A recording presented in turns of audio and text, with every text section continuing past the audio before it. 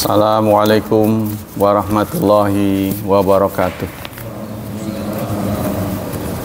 Innal hamdalillah nahmaduhu wa nasta'inuhu wa nastaghfiruh wa na'udzu billahi min syururi anfusina wa min sayyiati a'malina.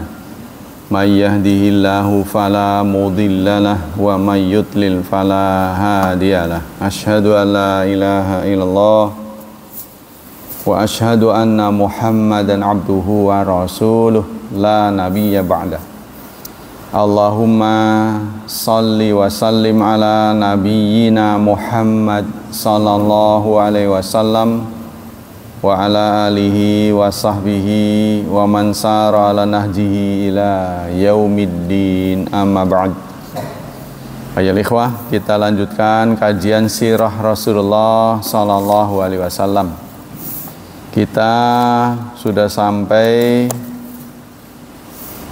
ke episode ke-25 ya, masih tentang evaluasi, pelajaran yang kita bisa ambil dari tragedi Sumur Maunah ya, dan Perang Roji dan Sumur Maunah. Beberapa hal sebagai berikut. Bismillahirrahmanirrahim.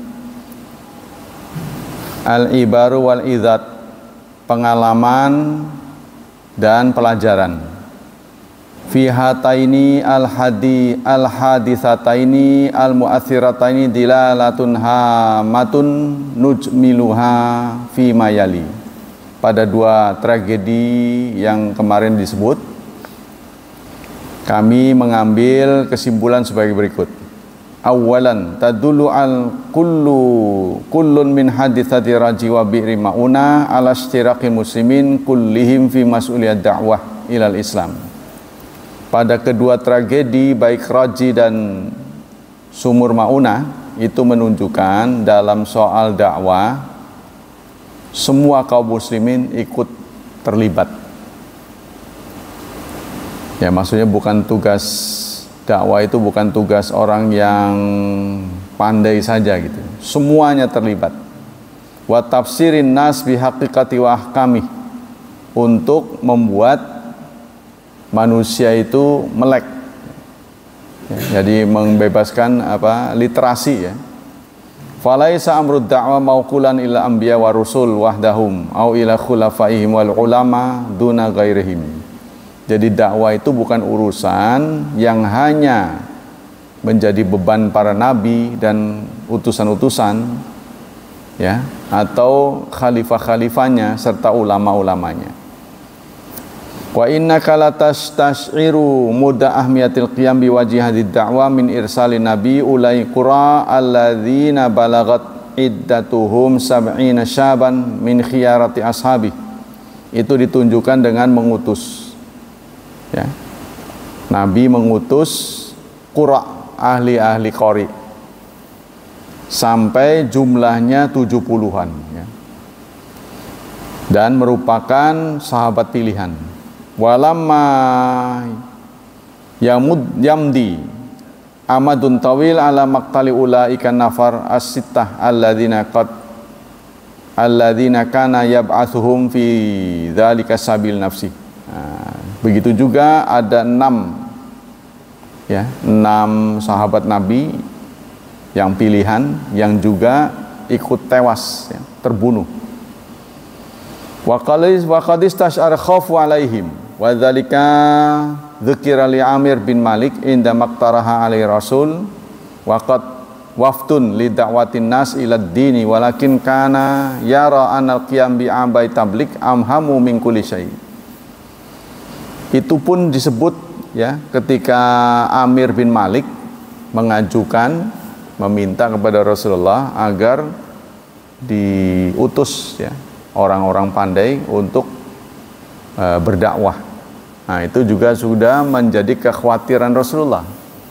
Jadi Rasulullah juga khawatir karena masyarakat yang akan dihadapi masyarakat yang terkenal ganas ya. Artinya premanismenya gitu ya, banyak di sana. Tapi karena Rasulullah beranggapan bahwa dakwah itu sangat penting, maka diutuslah sahabat-sahabat pilihan.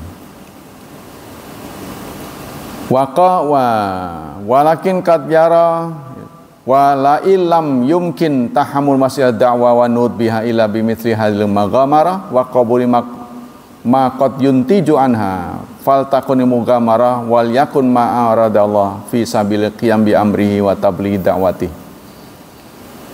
Jadi ini disadari oleh Rasulullah dan harus ditebus dengan mahal. Tebusannya mahal karena beberapa nyawa harus melayang. Ini sudah diperhitungkan oleh Rasulullah, tapi Rasulullah lebih menekankan pentingnya dakwah. Ya. Itu yang pertama. Jadi pada kesimpulan pertama, pada dua tragedi Perang Raji' dan Sumur Maunah ini menggambarkan betapa pentingnya dakwah, sampai-sampai sudah menjadi perhitungan ancaman hilangnya nyawa. Yang kedua, kunna qad qulna fil qismil awal min hadzal kitab inna la yajri muslim al maqam fi daril kufar awil harb idza lam yumkinhu idharu dini. Pada bagian-bagian awal buku ini kami sudah sampaikan ya bahwa tidak boleh seorang muslim al-muqam, artinya tinggal di darul kufur, di negeri kafir. Seorang muslim tidak boleh tinggal di kampung kafir jika dia tidak bisa menjalankan agamanya. Wa yaqra'u dzalika in amkana idhardin. Kalau dia bisa, hukumnya makruh sepanjang bisa milih ya. Walladzi yadullu alaihi hadzal masyhad min siratihi sallallahu alaihi wasallam. Yang menunjukkan hukum itu adalah peristiwa yang dialami dalam sejarah Rasulullah. Annau yastathi min dzalika ayyakuna muqam muslim bi kafir ibtiqal qiyam biwajidi wa ana dakwah Islamiyah. Jadi Rasulullah mengecualikan ya, boleh orang ke kampung kafir, ke negeri kafir sepanjang dakwah itu bisa tegak di sana. Nah, ini dalam rangka memperbanyak populasi. Ya, dikecualikan. Fa dzalika min anwa'il jihad, karena itu bagian dari jihad. Alladzi tata'alaqu mas'uliyatu bil muslimin kullihim, yang tanggung jawabnya ada di pundak kaum muslimin semua.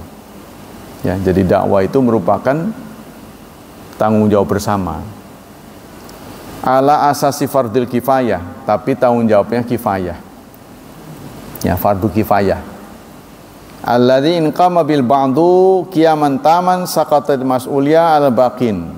Yang jika sudah dijalankan oleh sebagian, maka bagian lain gugur. Ya, sama dengan sholat jenazah. Nah, sama dengan keahlian-keahlian lain yang dibutuhkan dalam kehidupan manusia, tapi tidak bisa dilakukan oleh semua orang. Ya, butuh keahlian. Nah, ini maka termasuk fardu kifayah. Jadi kalau sebagian sudah ada,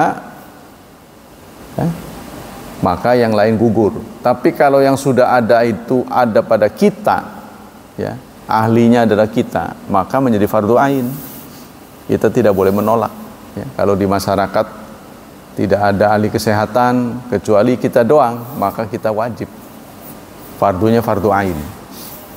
Wa ila istaraka kulluhum fil ma'tham. Kalau tidak ada yang peduli, maka semua berserikat dalam dosa. Nah, itu. Ya, jadi kalau sholat berjemaah contohnya disebut fardu kifayah oleh jumhur, ya, mayoritas ulama. Sholat berjemaah itu hukumnya fardu kifayah. Tapi kalau semua orang beranggapan fardu kifayah, lah nanti ada tetangga saya, tetangganya juga begitu, ya nggak ada yang mampir nanti. Maka ulama salaf mengatakan sholat berjemaah itu fardu ain sepanjang tidak ada uzur. Kenapa alasannya? Karena waktu perang saja Rasulullah ya tetap menjalankan sholat berjemaah, padahal tidak ada suasana genting, suasana yang mengkhawatirkan, berisiko melebihi perang. Perang saja sholat berjemaah. Itu yang kedua ya. Jadi yang kedua ini seorang muslim harus memperhatikan tempat tinggalnya, sebab tempat tinggal itu bisa mewarnai kehidupan kita. Karena tetangga kita rajin sholat, ya kita ke bawah-bawah lah pada awalnya, mau tidak mau ya kan. Awalnya sih nggak enak, lama-lama ya menjadi tradisi. Itu penting buat kita ya memilih tempat yang cocok. Nah, kalau kita tempat tinggalnya di masyarakat, tengah-tengah masyarakat yang malas sholat, kita ikut ke bawah. Oh ya, jadi berpengaruh tempat. Yang ketiga, idza tajawazna ma tantawi alaihi kullun min haditsai raji wa bimauna min dilalatin wadihatin ala mudda makanat tafidu bi af'adil musyrikin min ghillin wa hikdin. Kalau kita mempelajari dua tragedi yang barusan terjadi pada kaum muslimin ya, akan menjadi nyata bagaimana sikap orang musyrik. Yaitu apa? Ghillin wa hikdin. Mereka mempunyai hati yang tidak bersih, tetap dengki, ya dengki. Hatta inaum irtadau li anfusim ahatta madzahiri khiyanat wal ghadar, sehingga dibuktikan dengan pengkhianatan, ya, dengan pengkhianatan.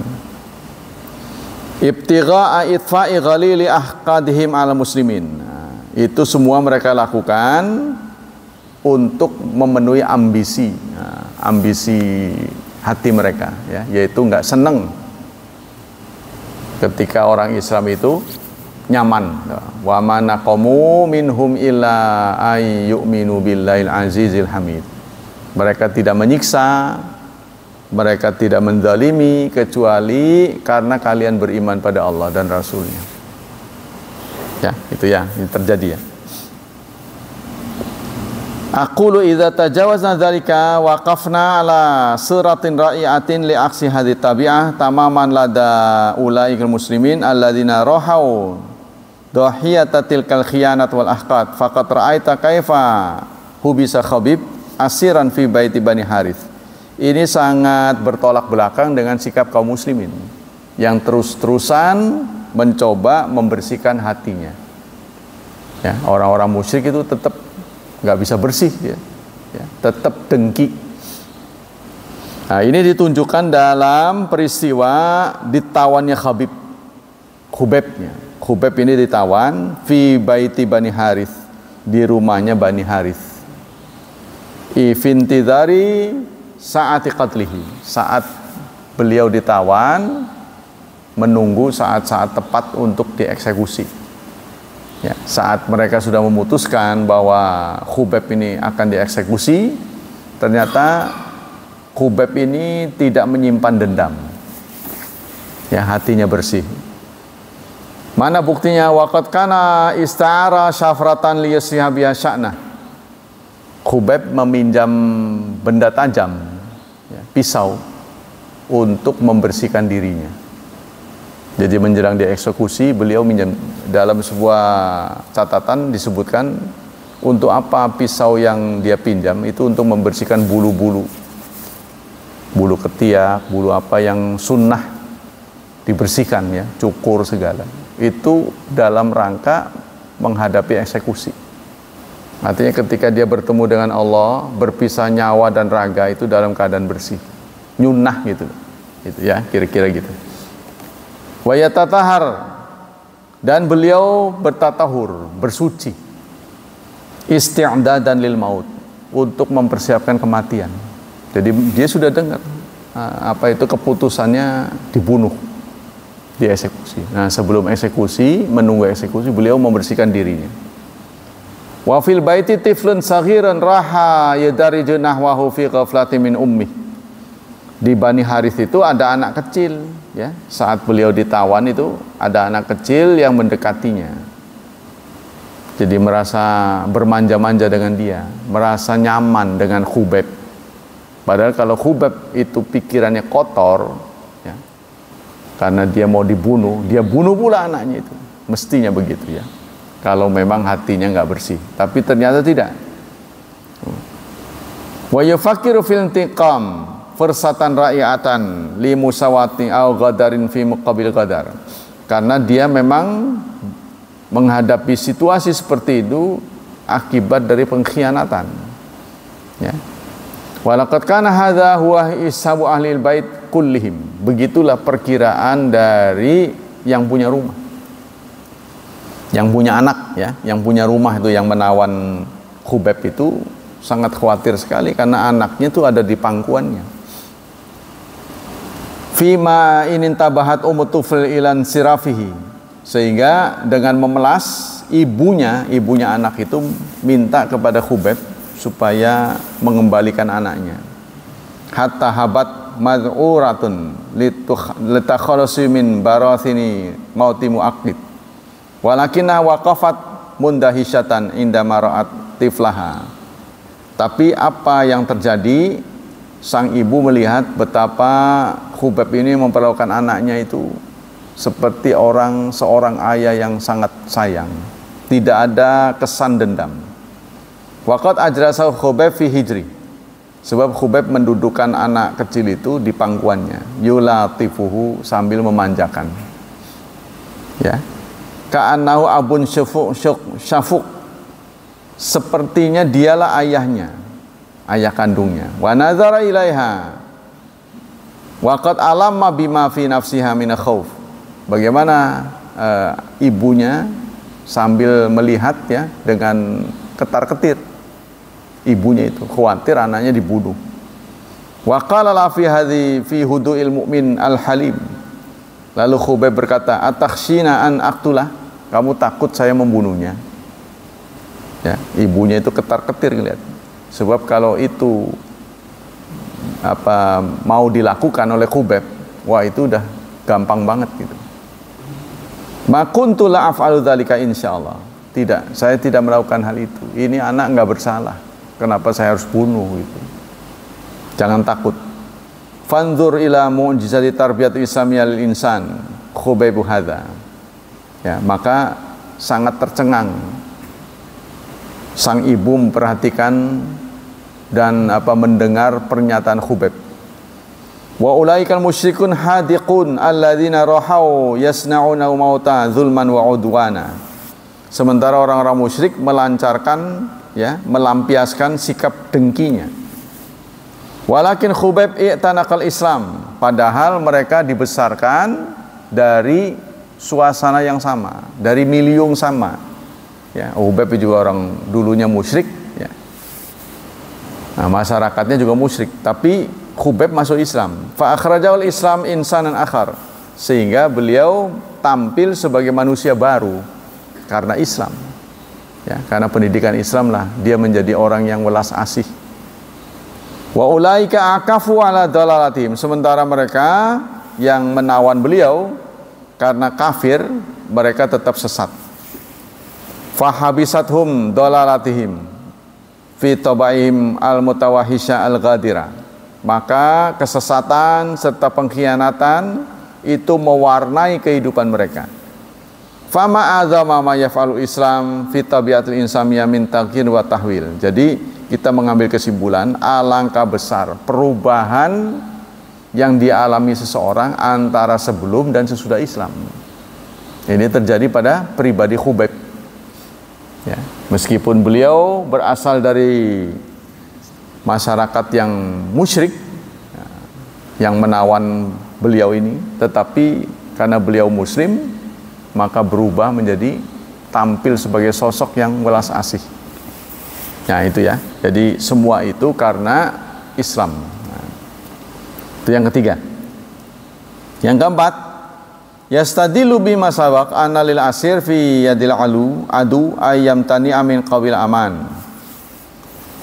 Berdasarkan cerita ini ya, maka seseorang yang ditawan atau tawanan sebaiknya menolak semua nego, nego yang ditawarkan oleh musuh. Ya. Wala yumakkin min nafsihi walau qutila. Jangan membiarkan dirinya itu ya menerima nego, ya, nego yang dari musuhnya, walaupun harus terbunuh. Tarafu'an an ayajriya alai hukmun kafir, memelas, ya, artinya menyerah, memelas, mengemis belas kasih. Nah, jadi kalau sebagai tawanan itu sebaiknya jangan begitu. Kama fa'ala Asim, seperti yang dilakukan oleh Asim. Fa in arada tarakhus falahu ayastakmin. Kalau memang ada celah, ya, ada keringanan, sebaiknya dia minta jaminan. Jaminannya apa? Mutaraqiban al-fursah, serta mencari kesempatan, mu'ammilan khulas, yaitu kesempatan untuk lepas. Ya, kama fa'ala Khubayb wa Zaid, seperti yang dilakukan oleh Khubayb dan Zaid. Jadi maksudnya begini, kalau kita berhadapan dengan musuh, carilah kesempatan untuk lari, gitu, untuk lepas. Jangan sampai kita mengambil sikap kedua, yaitu ditawan, nanti nego ulang. Oh, jangan itu. Fa'in arada walakin law qadara asil ala harb lazimau dzalika fil asah. Menurut pendapat ulama, kalau seorang tawanan ada peluang untuk lari, maka itu menjadi wajib baginya. Wajib lari kalau memungkinkan, lolos dari penawanan. Wa in amkana izhara dini bainahum. Meskipun memungkinkan, ya, untuk berdakwah di antara mereka. Ya, soalnya dalam perang ini, kalau lagi perang ditawan, kalau memungkinkan lari. Walaupun, ya, ada celah, kalau ditawan nanti berdakwah. Jangan menggunakan pikiran yang kedua. Li'anal asir fi yadil kufar makhurun muhanun. Karena status tawanan itu makhurun, ya, dikendalikan, tidak bisa berbuat banyak, dan hina, pasti dihinakan, ya. Artinya kondisinya sudah parah lah, dibuat lucu, dibuat jadi guyonan. Tuh, contohnya beberapa orang, ya, katakanlah yang biasa menjalankan sunnah Rasulullah, jenggotnya panjang, saat ditawan cukur habis, dibuat lucu kepalanya, mungkin cukurannya sebelah ada sebelah enggak, dibuat jadi guyonan. Lihatlah Saddam Hussein itu, begitu gagahnya sebelum ditangkap, setelah ditangkap giginya diompongin, jadi buat bahan ketawaan. Coba itu sampai begitu, ya. Jadi sebaiknya jangan berpikir mengambil tindakan untuk dipenjara, gitu. Kalau bisa tidak dipenjara, lakukanlah, ya, sebab dipenjara itu penuh dengan kesengsaraan dan kehinaan. Alih-alih kita bisa berdakwah, malah kita yang didakwahi. Bebas dari penjara, sudah berubah warna kita, sibgonya sudah berubah. Itu sudah banyak terjadi, ya.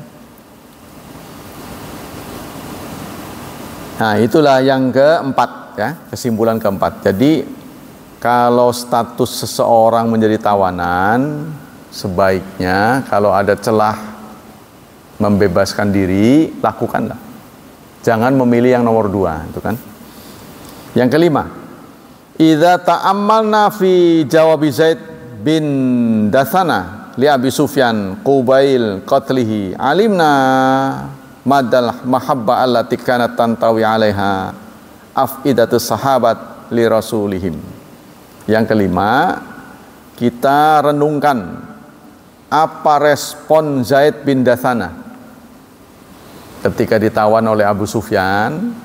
Abu Sufyan bertanya, maukah posisimu ini sekarang digantikan oleh Muhammad? Kamu kan sekarang ditawan, disiksa, mau enggak, ya, posisimu ini digantikan oleh Muhammad? yang kamu junjung itu. Nah, itu. Apa jawaban dari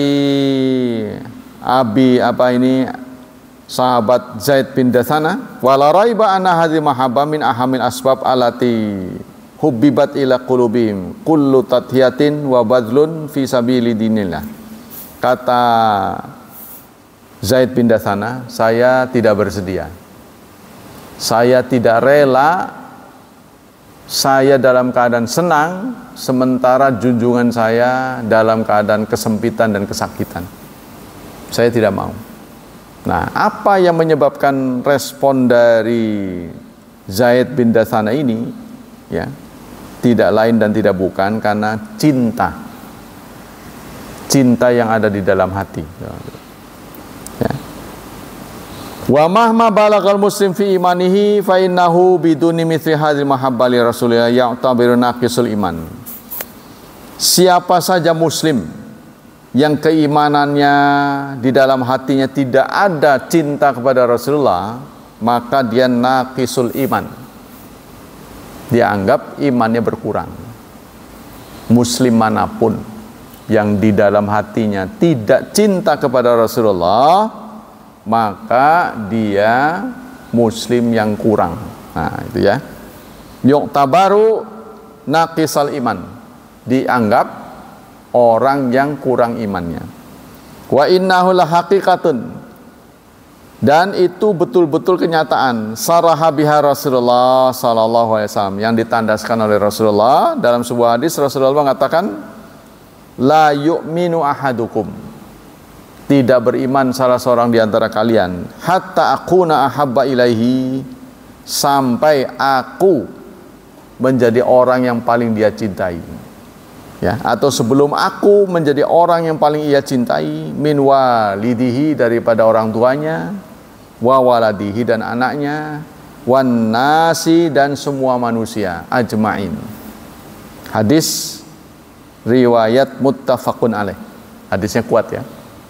Jadi kata Rasulullah, kalian belum beriman sebelum aku menjadi orang yang paling kalian cintai, melebihi orang tua, melebihi anak, dan melebihi semua orang.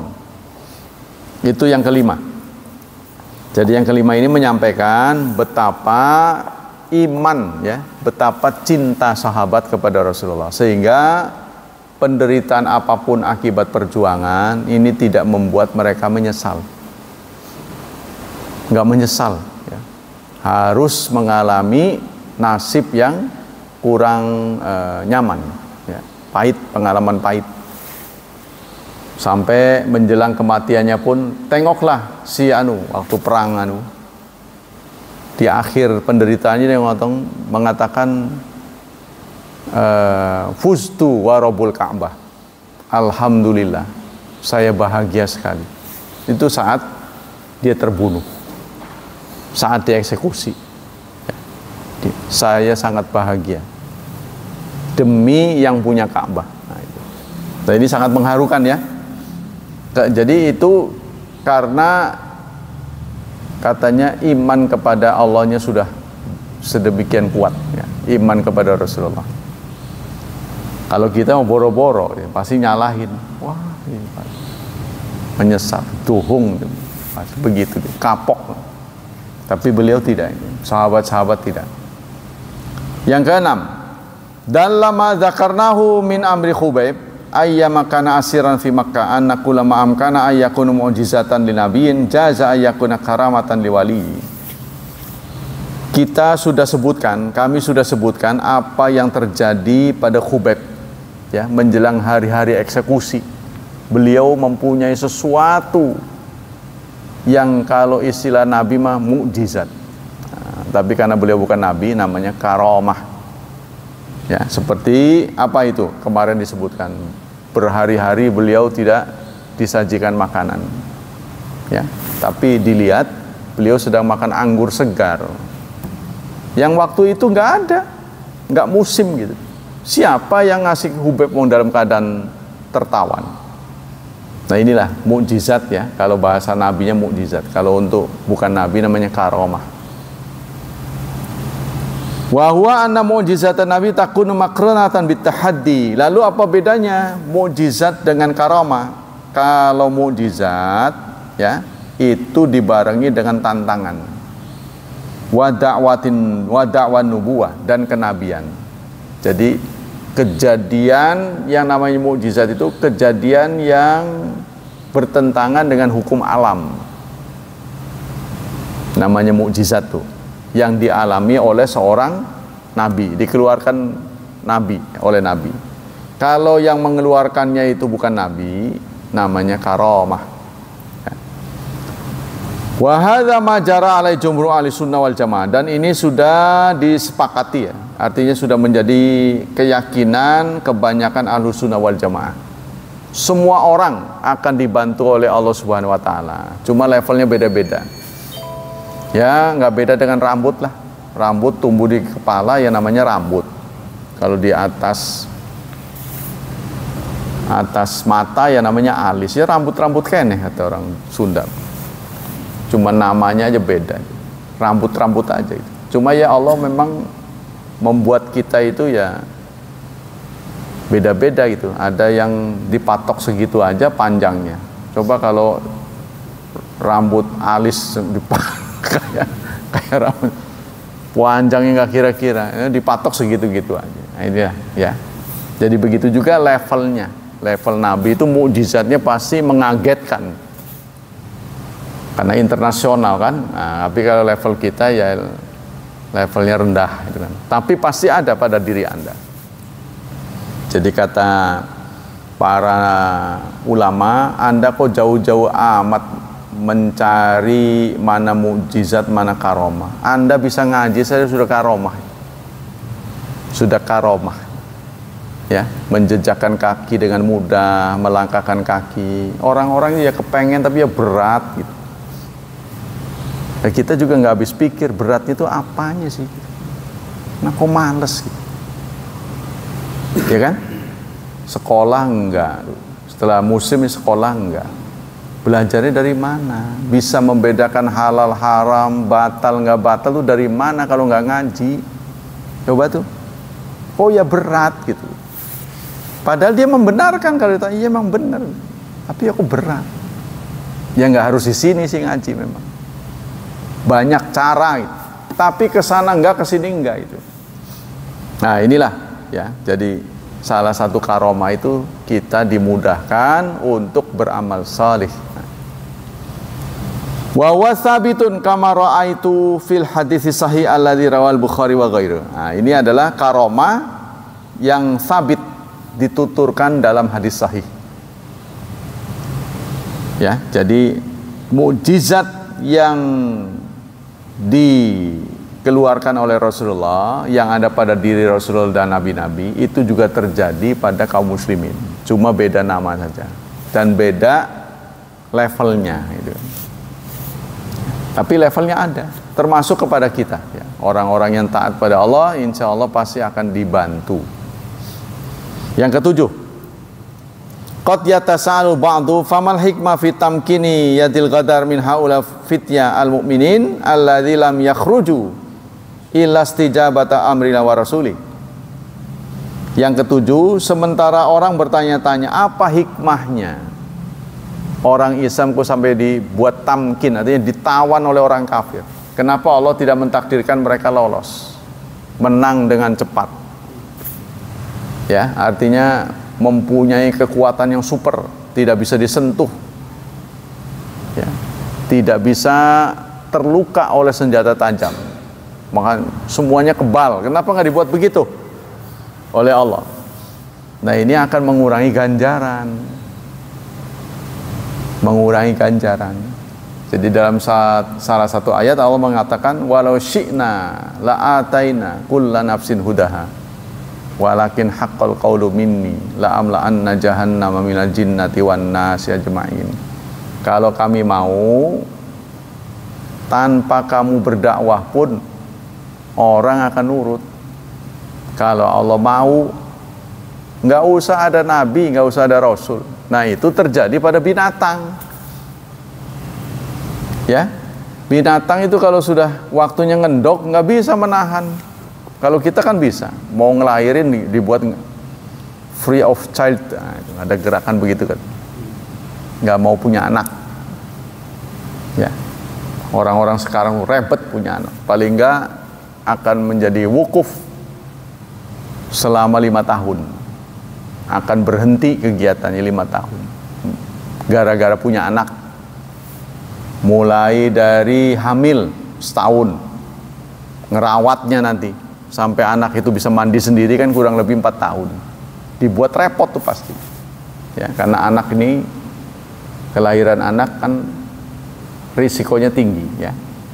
Artinya rawan terhadap penyakit. Jadi kita harus pokoknya dibuat lah, repot lah. Maka banyak orang tidak bersedia punya anak. Nah, kita kembali ke sini.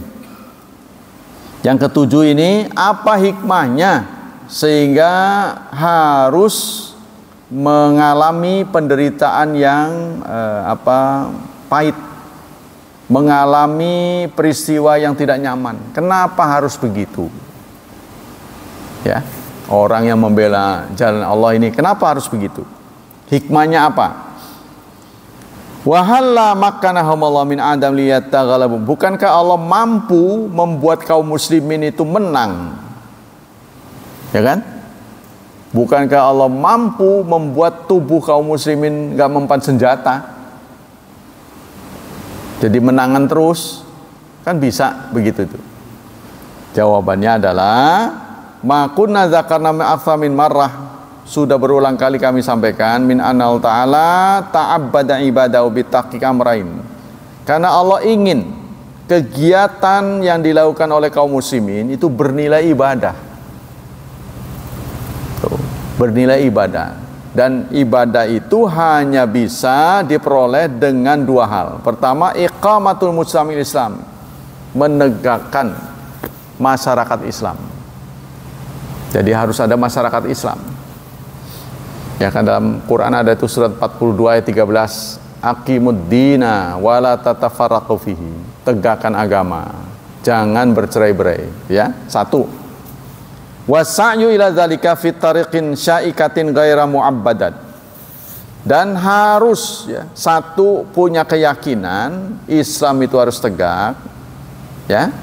Yang kedua, harus ada upaya iman dan amal saleh, mengimani bahwa Islam ini adalah harus real di dunia ini.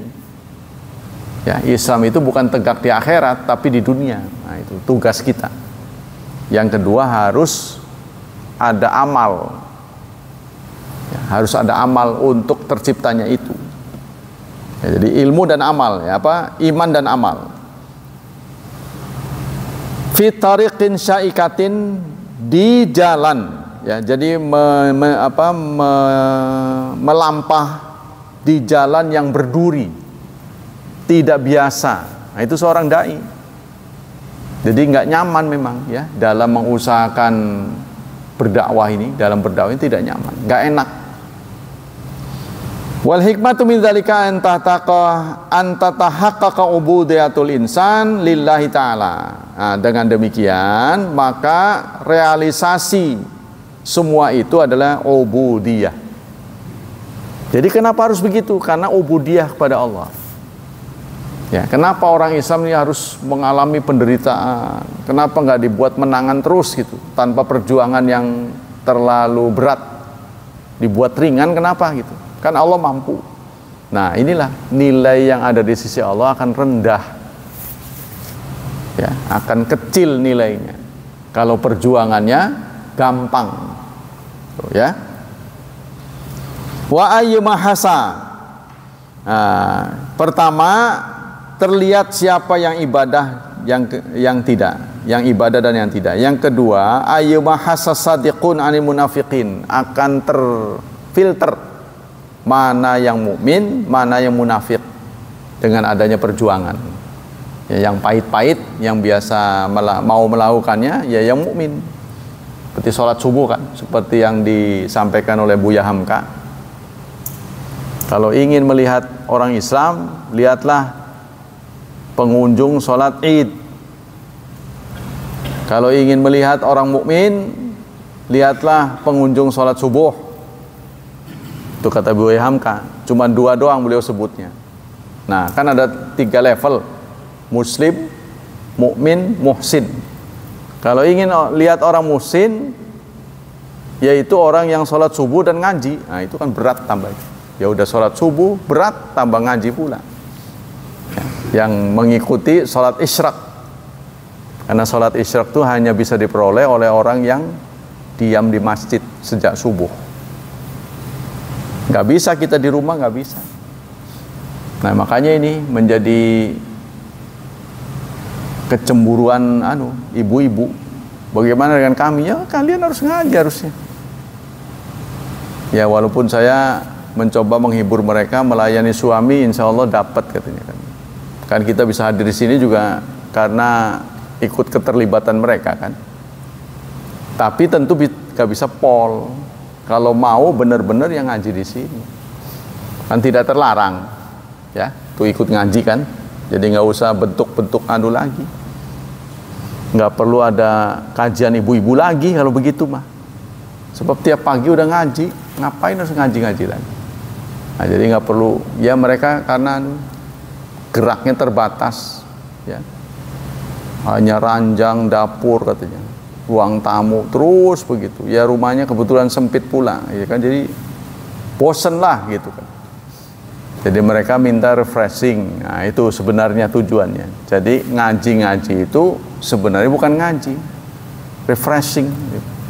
Penghiburan saja. Sehingga nggak dapat apa-apa. Tadi ngaji apa? Nggak penting itu mah. Tujuannya bukan ngaji. Pelampiasan aja, udah bosen di rumah tuh.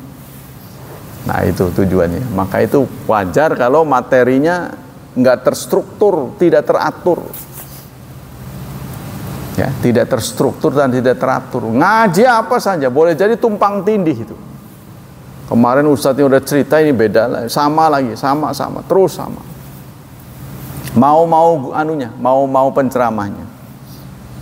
Nah kita lanjutkan. Wa ayyattakhidallahu minhum syuhada, dan supaya ada yang syahid. Nah, supaya ada yang syahid, karena syahid ini adalah nilai, ya, nilai tertinggi yang diperoleh oleh seorang manusia, itu syuhada. Ya, menjadi teladan, menjadi apa istilahnya, martir. Orang yang berkorban, mengorbankan nyawa, ya, modal yang paling besar yang dimiliki seseorang untuk Allah. Nah, jadi kalau nggak begitu nanti nggak ketahuan siapa syuhada. Wa ayatajala ma'nal tanfidhi lil mubaya'ah lati jarat bainallah wa ibadil mu'minin wallati saraha biha qauluhu, dan menjadi jelas siapa-siapa yang berani berkorban, ya, dengan apa yang paling berharga yang dia miliki. Nah, seperti yang Allah tandaskan dalam surat 9 ayat 111. Allah menyatakan, A'udzubillahi minasyaitonir rajim. Innallaha ashtara minal mu'minina anfusahum wa amwalahum bi anna lahumul jannah yuqatiluna fi sabilillahi fayaqtuluna wa yuqtalun. Lanjutannya adalah wa'dan alaihi haqqan fit taurati wal injili wal qur'an faman awfa bi ahdihi minallahi fastabshiru bi bai'ikumul ladzi bay'tum bih wa dzalika huwal fawzul azim. Surat 9 ayat 111. Sesungguhnya Allah sudah membeli. Allah sudah membeli siapa? Minal mu'minin. Nah, membeli, pembelinya, penjualnya mukmin. Allah sudah membeli dari kaum mukminin. Apa yang dibeli? Anfusahum wa amwalahum, nyawa dan harta mereka. Ya, nyawa dan harta. Dibelinya dengan apa? Bi anna lahumul jannah, bahwa mereka sungguh akan mendapatkan surga. Ya. Gimana caranya? Yuqatiluna fi sabilillah. Mereka berperang di jalan Allah. Yuqatilun bukan membunuh ya. Bukan membunuh ini. Berperang. Berperang itu tidak selalu membunuh. Termasuk ngaji, berdakwah itu yuqatilun. Termasuk fayaqtulun wa yuqtalun. Mereka membunuh dan dibunuh. Berakhir dengan pembunuhan. Ya. Jadi modal yang paling berharga yang dimiliki oleh seorang mukmin itu nyawa, sampai berani dia korbankan untuk meninggikan kalimatullah ya. Nah itu akan mendapatkan surga. Wa ayu ma'nan kana yabqali tauqi ala saqi hadil muahada law anna kullama jaa fi matmuniya wahmun la yatahaqqaq. Buat apa rangkaian-rangkaian ayat-ayat hadis-hadis ini ada kalau tidak pernah ada ceritanya? Nggak pernah ada cerita orang yang mengorbankan, tidak ada. Padahal di sini ada, Allah sudah membeli bla bla bla bla bla. Mana buktinya? Bukan. Sebab itu tadilah, sebab falsafah cinta ya. Yang namanya cinta itu selalu ya satu paket dengan pengorbanan. Seberapa Anda cinta kepada sesuatu, maka segitulah pengorbanan kita. Contoh kita cinta sama mobil, mobilnya baru, ya saking cintanya itu sampai nyucinya pakai air mineral, saking cintanya. Pulang pergi digosok-gosok lagi sampai mengkilat. Seberapa pengorbanan kita pada sesuatu yang kita cintai berkaitan dengan paralel dengan besarnya kita cinta. Kalau kita nggak terlalu cinta ya nggak begitu peduli. Nah, kalau kita cinta pada Allah maka kita berkorban untuk Allah. Berkorban ya. Artinya disuruh ngapain aja mau gitu. Sebenarnya begitu, disuruh ngapain aja mau. Contohnya disuruh berangkat haji ya, dengan dana yang sekian cukup besar buat kita. Berangkat. Ada batu tuh cium. Ya kan? Tuh, cium tanah, cium. Kan disuruh. Kita kan bukan memuliakan lantai kan? Kita sujud bukan memuliakan lantai, suruh. Ruku. Potong daging, potong.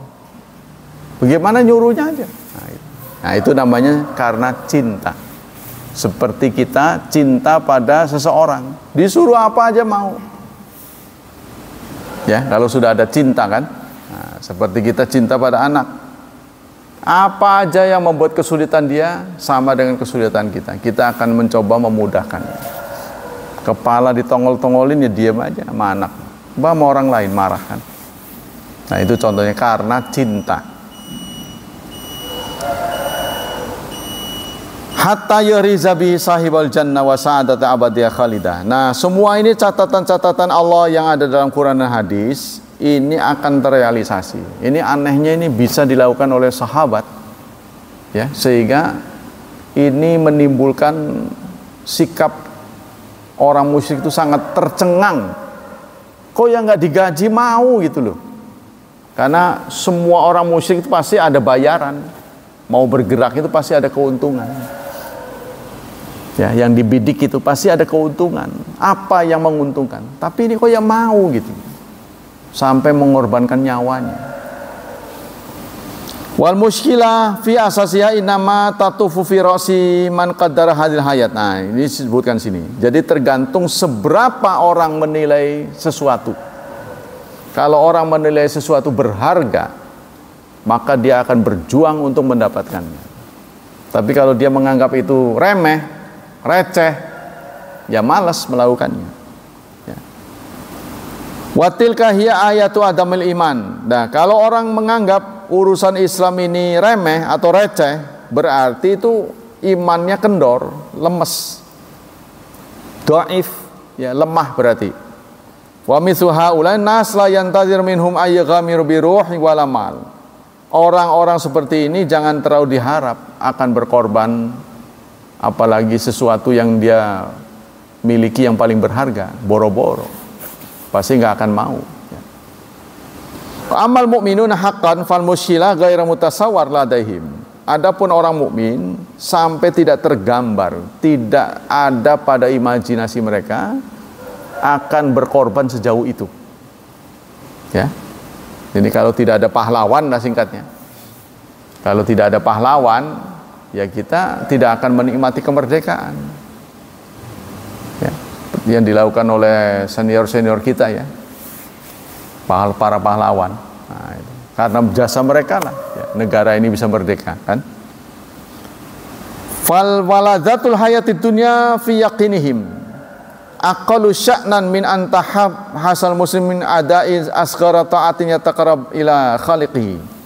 Maka kelezatan dunia menurut keyakinan umat Islam itu lebih remeh, sangat remeh dibandingkan sekedar ditahan saja, sekedar dipenjara, sekedar disiksa. Itu terlalu ringan ya menurut keyakinan umat Islam. Hiya ghayatu kulli amal muslim fi hayati allati ya'ishuha. Nah, inilah yang seharusnya dimiliki setiap muslim. Nah, itu selesai ya. Jadi berapa kesimpulan tuh tadi? 6 ya. 7 kesimpulan dari peristiwa tragedi Raji' dan Sumur Maunah. Ya, Sumur Maunah itu mungkin seperti lubang buaya ya. Jadi orang-orang tuh sampai gara-gara itu sampai eksekusi lah, banyak dieksekusi. Wallahu a'lam bishawab. Kita ganti dengan fatwa-fatwa dari ulama-ulama Nahdlatul Ulama. Ada pertanyaan, apakah benar sistem negara Islam tidak ada dasarnya? Sistem kenegaraan itu bermacam-macam. Di antaranya ada demokrasi seperti yang ada di Indonesia, monarki, Islami, dan lain-lain. Akan tetapi yang menyedihkan, akhir-akhir ini ada yang menyatakan bahwa sistem negara Islam tidak ada dasarnya dalam ajaran syariat. Pertanyaannya, apakah benar sistem negara Islam tidak ada dasarnya? Ya. Berdasarkan kesimpulan, jawabannya adalah jelas tidak benar. Sistem negara Islam itu ada dasarnya dalam Al-Quran. Ya, contohnya dalam surat berapa ini? 4 ya. Surat 3, 159. Dalam surat Al Imran 159 Allah menyatakan wasyawirhum fil amr. Ajaklah musyawarah.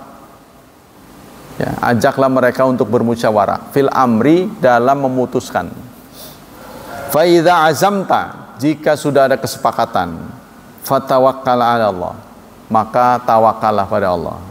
Karena soal keberhasilan itu di tangan Allah. Kita hanya ditugasi untuk mengamalkan saja. Ya, setelah kita menentukan ada suatu urusan, sebaiknya dimusyawarahkan. Setelah semuanya sepakat, maka jalankanlah dengan tawakal. Ya. Jadi tidak mesti yang kita sudah sepakati itu akan berhasil sesuai dengan rencana. Nah, jadi kita harus berkeyakinan keberhasilan itu di tangan Allah. Sebab kalau kita yakin apa yang kita usahakan harus 100% berhasil, ketika gagal kita akan putus asa. Ya. Akan menyebabkan putus asa. Kalau kita sudah putus asa, maka larinya ke frustasi. Buat apa artinya hidup? Kalau sudah frustasi, maka bunuh diri. Ya, itulah yang kurang dipahami oleh anak-anak muda ketika mereka melihat kenyataan seperti ini. Janji-janji Allah. Walau anna ahlal kitab, walau anna ahlal qur'a manu wattaqau la fatahna alaihim barakatim minas sama. Seandainya penduduk negeri beriman dan bertakwa, maka kami akan turunkan keberkahan dari langit dan bumi. Itu janji Allah. Walau anna ahlal qura amanu wattaqau la aqalu min fawqihim wa min tahti arjulihim. Seandainya penduduk negeri itu beriman dan bertakwa, niscaya mereka akan makan dari atas dan dari bawah. Nah, ini menggambarkan kemudahan. akan sejahtera. Tapi mengapa tidak kunjung sejahtera? Nah ini, kalau keberhasilan ya menjadi sebuah keyakinan harus sama dengan rencana, maka ini akan menimbulkan frustasi. Nah ini, mari kita tinjau beberapa pendapat ulama. Innallaha yuhibbul mutawakkilin. Di akhir surat 3 ayat 159 Allah menyatakan, sungguh Allah menyukai orang yang tawakal. Lalu ayat yang lain, ya, fa'fu anhum wastaghfir lahum wasyawirhum fil amr. Maafkan mereka, istighfarkan mereka, ajaklah mereka bermusyawarah. Al-ula qala al-ulama amara ta'ala nabiyahu sallallahu alaihi wasallam bihadil awamir allati hiya bitadrijid balikin. Allah menyuruh ya nabinya agar menjalankan perintah-perintah, tapi dengan tadrij, dengan bertahapan. Ya, jangan menganggap sesuatu akan tercapai dengan cepat gitu. Wa dzalika anna amarahu bi ayyafu anhum. Pertama, memaafkan. Karena level yang berbeda, level bodoh dengan orang pintar itu berbeda, cerdas tidak cerdas berbeda, ya. Pasti orang yang unggul itu akan menimbulkan sikap kurang sabar. Samalah dengan kita dengan anak lah. Ya, anak kan pengalamannya kurang, kita sudah banyak, sehingga kita menganggap mereka ini bodoh benar, mengambil sikap begitu. Nah, sehingga kita kadang-kadang kurang sabar. Maka ini perintah untuk maafkanlah. Ya, jadi beda level itu membuat kita bersikap berbeda. Malahu fi khasati alaihim min tabiatin. Nah, jadi ada kepenatan, ada kelesuan, ada kejengkelan menghadapi orang yang di bawah kita. Fala masaru fi hadid darajah amarahu ayastaghfira fima lillah alaihim min tabiatin aidan. Maka Allah menyuruh kita agar memaafkan. Fa idza saru fi hadid darajah saru ahlan listisyarah fil umur ila anqala. Karena itu Rasulullah juga diminta oleh Allah untuk wasyawirhum, mengajak musyawarah. Ya, meskipun mereka ini levelnya di bawah, tapi tetap karena urusan yang akan diputuskan ini akan memberikan efek kepada semuanya. Ya, kita lihat kalau suatu keputusan, urusan itu menjadi efek banyak orang, sebaiknya orang-orang itu diajak musyawarah. Ya, contohnya itulah, mau menggunakan dana haji buat pembangunan, harusnya diajak musyawarah. Kan begitu. Sama dengan orang yang mau berkurban, pemilik kurban harus diajak musyawarah, sebab daging yang kita kurbankan nanti akan dioper contohnya ke kampung lain. Contohnya akan jadi jangan sampai habis waktu itu karena terlalu banyak ya melimpah yang berkurban, sehingga kalau dibagikan itu pasti nyisanya banyak. Nah, umat Islam ini belum sepakat bagaimana kalau kita membangun ini aja pabrik kornet, jadi dikalengin gitu, nggak harus habis pada waktu itu.